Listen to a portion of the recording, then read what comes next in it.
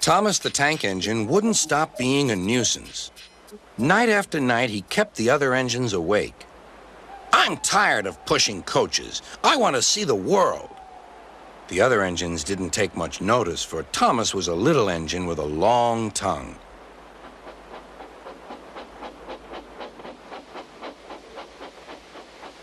But one night, Edward came to the shed.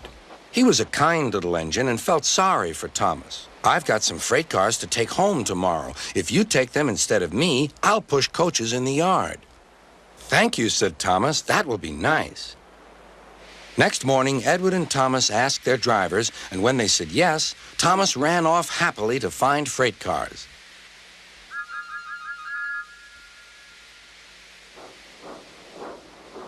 Now, the freight cars are silly and noisy. They talk a lot and don't attend to what they are doing.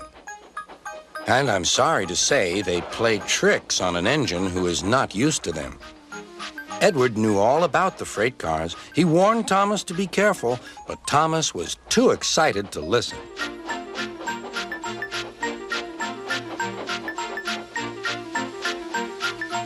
The shunter fastened the coupling, and when the signal dropped, Thomas was ready.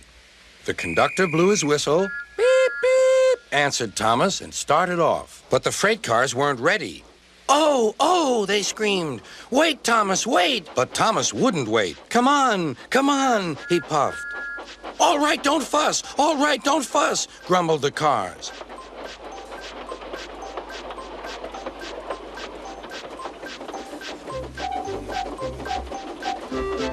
Thomas began going faster and faster. "Whoosh!" he whistled as he rushed through Henry's tunnel.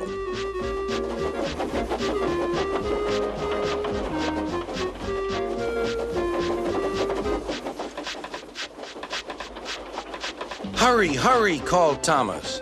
He was feeling very proud of himself. But the cars grew crosser and crosser. At last, Thomas slowed down as he came to Gordon's Hill.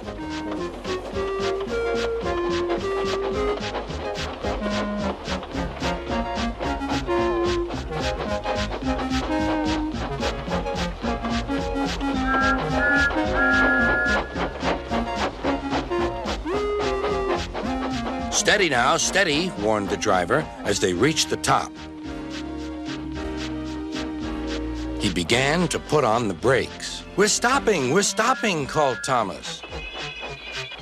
"No, no, no," answered the cars, bumping into each other. Go on." Before the driver could stop them, they had pushed Thomas down the hill and were rattling and laughing behind him.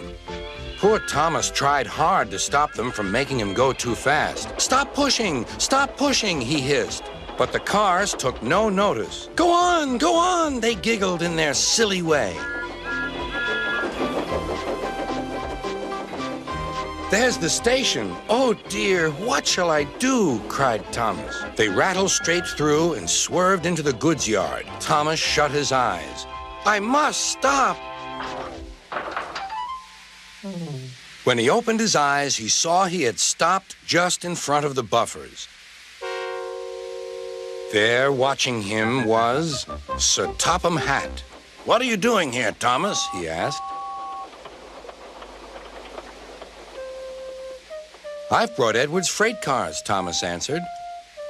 "Why did you come so fast?" "I didn't mean to. I was pushed," said Thomas. "You've got a lot to learn about freight cars, Thomas. After pushing them about here for a few weeks, you'll know almost as much about them as Edward. Then you'll be a really useful engine."